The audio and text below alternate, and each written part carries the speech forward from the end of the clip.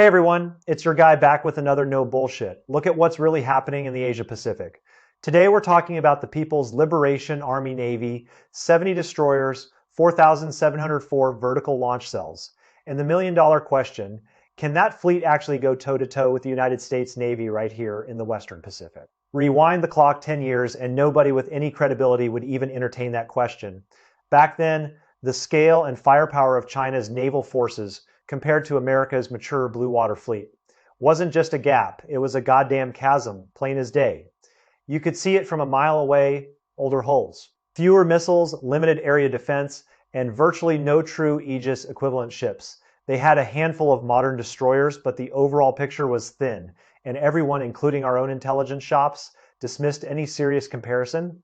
But fast forward to 2026, and the landscape has flipped. All 14 Type 055 megadestroyers, the so-called 10,000-ton cruisers that China calls destroyers but everyone else recognizes as full-up cruisers, are now in active service, fully worked up and deployed. 45 Type 052 Charlie and Type 052 Delta series Aegis-style destroyers have formed a full-fledged, battle-ready shield fleet with their phased array radars and vertical launch systems integrated into a cohesive network. That 70 destroyer steel armada is now a fact. Not a future projection, with a combined displacement of 57,000 tons, fundamentally reshaping the naval balance right in our own backyard, the Western Pacific. And let's be honest, that's a region we've considered our maritime domain for decades. So when a peer competitor plants that kind of presence, we have to pay attention. Now, if you just count the total number of vertical launch cells, China's inventory sits at about 54.7% of America's total. That's still shy of the so-called 70% strategic threshold that a lot of armchair strategists and think tank analysts obsess over. That magical number where they say a challenger can seriously contest US naval supremacy. But does that mean because the cell count hasn't caught up, China's real-world combat capability is permanently stuck a tier below the US Navy? Anyone who thinks modern naval warfare is just about counting holes in the deck is living in the past. Frankly, that kind of bean counting might have worked in the Cold War when both sides were slinging similar munitions from similar tubes. But today, it's a completely different ballgame. The truth is, sea combat today isn't about stacking numbers in a blunt, brute force way. What actually decides the fight is per cell adaptability, the upper limit of each strike, and how fast you can reload and reconfigure in the middle of a fluid engagement. And that's exactly where the US and Chinese vertical launch systems reveal their most fundamental and most overlooked. Generational divergence. Let's start with the hardware itself because the devil is in the details. China's active duty frontline destroyers, the Type 055 and Type 052 Delta, are fitted with a new generation universal vertical launch system that Beijing has openly disclosed. No secret squirrel stuff here, just plain specs official data puts each cell at 850 millimeters in diameter with a maximum depth of 9 meters. 850 millimeters, that's roughly the width of 3 standard basketballs stacked on top of each other. If you need a visual, that footprint brings a direct payoff, cold launch and hot launch compatibility, full munitions integration, long-range surface to air missiles, anti-submarine rockets, land attack cruise missiles, you name it. It all fits seamlessly. The single most critical capability is that it can comfortably house the YJ-21 hypersonic anti-ship missile, something multiple authoritative outlets have repeatedly highlighted, and something that keeps our naval planners up at night. Its maximum range is reported to exceed 1,000 kilometers, which comfortably outranges most carrier air wings' defensive patrol radii, with a terminal sprint speed of Mach 10, executing a glide and maneuver trajectory along the edge of the atmosphere from launch to impact. It changes the equation entirely. That kind of strike profile leaves an enemy carrier strike group less than 10 minutes to react, 10 minutes from detection to impact, and that includes time to identify, track, decide, and launch countermeasures. Conventional air defense systems, which are designed for subsonic or low supersonic threats, are essentially helpless against it. This is, without exaggeration, a world-class ship-borne hypersonic strike weapon, and it's already deployed on multiple hulls, not just a test platform. Now flip the camera to the US Navy's main line, the Arleigh Burke-class destroyers and Ticonderoga-class cruisers. Every single one of them still relies on the Mark 41 vertical launch system, a design that entered service back in the 1990s. At the time, it was a trailblazing, highly versatile piece of engineering, no argument there. It was the gold standard for 2 decades. and we built our entire fleet around it. But in this new era of hypersonic naval warfare, its limitations are magnified to a fault. The Mark 41 cell measures just 635 millimeters across, a full 215 millimeters narrower than China's cells. That's not a software issue, it's a physical wall you can't engineer around. No matter how clever your contractor is, its narrow footprint can just about handle Tomahawk cruise missiles and standard series surface-to-air weapons, which have served us operational needs for decades. But when it comes to larger, longer range, faster hypersonic munitions, the Mark 41 is a dead end. The US currently has 0 shipborne hypersonic missiles that can physically fit into those cells, which means they can't be fielded on any of our main surface combatants. That traps the US Navy in a two-pronged dilemma that's getting worse by the year to jump on the hypersonic bandwagon. WED have to rip apart and retrofit hundreds of active ships, an astronomically expensive, years-long process that would crater readiness and leave gaping holes in our forward deployments. Or we wait for the next generation DDG X-Destroyer program. But that project keeps slipping left and right, with cost overruns and design debates, and it's not going to deliver a usable fleet anytime soon. We're talking well into the next decade before the first hull even hits the water.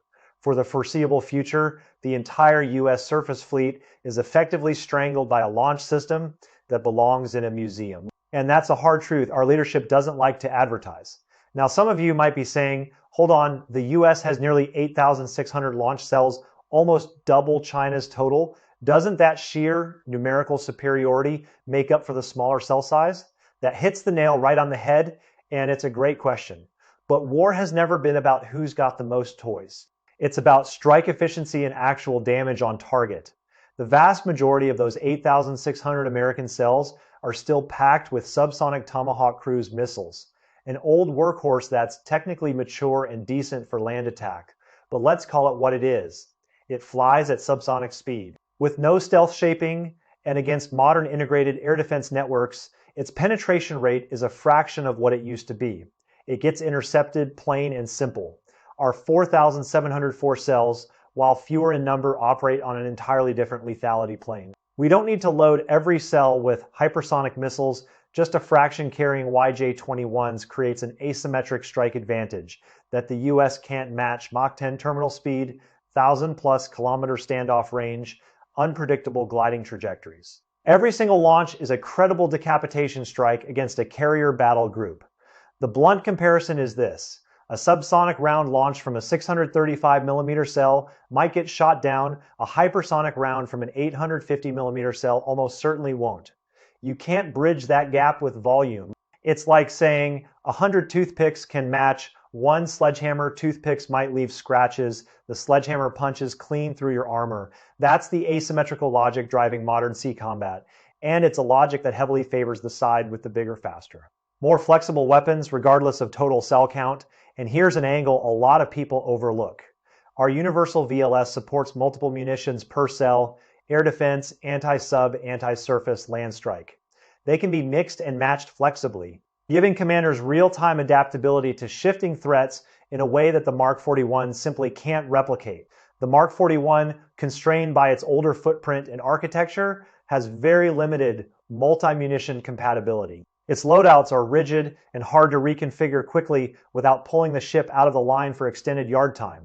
In fast-moving, high-stakes open ocean engagements, that flexibility gap keeps widening, making the American numerical edge increasingly irrelevant in actual combat. Imagine trying to switch from a land strike mission to an anti-ship mission while under threat. With the Chinese system, you can retask individual cells on the fly. With ours, you're essentially locked into your pre-sale configuration. That's a huge tactical disadvantage.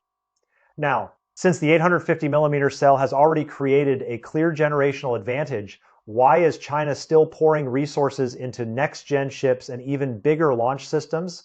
The answer is simple. The naval arms race isn't about being evenly matched today. It's about seizing the high ground for the next 10-20 years and beyond, and they're playing a long game that we're only starting to wake up to right now. The Type 052 Delta carries 64 cells per HUL. That was plenty a decade ago when mission profiles were simpler and munitions were less diverse.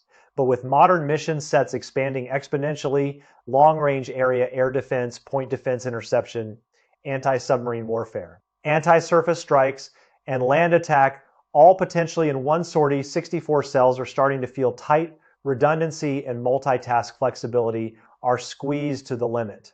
That's exactly why the improved Type 055, the all-new Type 052 Echo, and what Chinese fan circles call the 9,000-year-old and 9,000-ton general-purpose destroyer are all moving forward steadily, with construction already underway. Bigger tonnage means more cells, more ordnance, and greater sustained firepower in a prolonged engagement. What's even more exciting is that domestic defense contractors are reportedly working on an even larger shipborne VLS with cells over 1 meter in diameter, which would be a game changer on a scale we haven't seen since the introduction of the first vertical launch systems. If 850 millimeters can already hold the YJ-21, what fits in a meter-wide cell? It's not hard to guess. Next-generation hypersonic weapons with even longer range and heavier warheads, possibly even compact anti-ballistic interceptors, or long-range ballistic missiles that could target our logistics nodes and shore bases from standoff distances. That kind of system, paired with 20,000-ton large surface combatants that could rival our own Zumwalt class in size, would push the upper bound of naval firepower to a whole new altitude. While the US is still agonizing over how to refit its obsolescent Mark 41s, with no clear timeline or budget, China's already laying down the next generation, and that technological lead is only going to widen as we keep debating and they keep building. A lot of people just stare at today's numbers and miss the breathtaking velocity of China's rise. The speed is what really gets me. Roll the tape back to 2006. At that time, every single Chinese destroyer combined had only 144 VLS cells total. Let that sink in, 144. There wasn't a single mature Aegis-style ship in the entire fleet. Long-range air defense and anti-ship capability were seriously lacking, and their ability to operate in a contested environment against a peer adversary was almost non-existent. They didn't just have no answer for the US Navy. Even regional navies like Japan's Maritime Self-Defense Force or South Korea's fleet didn't seem particularly intimidated. Who would have predicted that just 20 years later, they'd command 70 destroyers and more than 4,700 launch cells, making them the world's second largest destroyer force. And arguably the most modern in terms of average hull age. In 2025 alone, they commissioned 7 Type 052 Deltas. That single year's output surpasses what many countries' navies have built over multiple decades. The Royal Navy currently has just 6 Type 45 destroyers, and they've had endless maintenance headaches with those. Japan spent 30 years accumulating 8 Aegis-equipped ships, and they're all older hulls with less capable radar than the latest Chinese models. China's one-year production rate equals decades of legacy naval power for old world allies. That shipbuilding tempo is completely unprecedented, and we'd be foolish to ignore it, especially when our own shipyards are struggling to deliver 2 berks per year. And it's not just about speed. The quality is solid too, which is the real kicker. Among those 70 destroyers, the share of true Aegis equivalent ships is nearly 85%, fully 60 hulls carrying phased array radar systems, giving them all aspect detection, long-range engagement, and full networked combat capability. Comparable to our own baseline, what's more, the vast majority of these hulls were built in the last decade. They're young, with fresh equipment, peak material condition, and extremely low failure rates, ready to surge into high-intensity operations on short notice without the maintenance nightmares that plague older ships. Now look at the other side of the Pacific. Nearly half of US Burt-class destroyers are over 20 years old, some pushing 30, aging systems, rising maintenance bills. And frequent unplanned yard visits are the new normal for a fleet that's been run hard for 2 decades of counterterrorism and forward presence.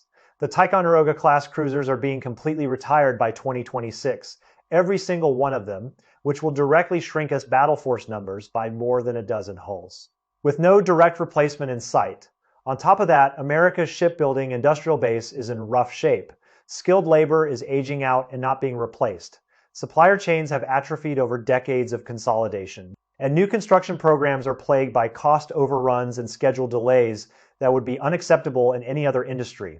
Old hulls go out the door, new ones can't replace them fast enough, and the overall fleet is in a slow but steady decline that our own budget projections confirm. And we can't ignore the cost equation. The Type 052 Delta matches or beats the Burke in radar performance, firepower, and protective systems for a fraction of the price. Lower unit cost, faster production cycles, superior or comparable performance. That combination creates a structural advantage that the US simply cannot replicate right now with our current industrial and budgetary constraints. And that's a core piece of China's long-term competitive edge that we need to take seriously. So let's go back to the original question with 70 destroyers and 4,700 VLS cells. Can the People's Liberation Army Navy actually go head-to-head with the United States Navy? If you're only comparing raw cell counts, 54.7% definitely hasn't hit that 70% strategic pass mark that a lot of analysts fixate on. And I get why they use that benchmark, because historically, being outnumbered by that margin has meant you're at a disadvantage. But when you move beyond that single number and look at the whole picture, the launch system hardware, the lethality of the munitions, the physical condition of the hulls, the industrial capacity behind them, and the future upgrade pathways, the answer turns out very different. The US has slammed into a technical ceiling. It can't break through.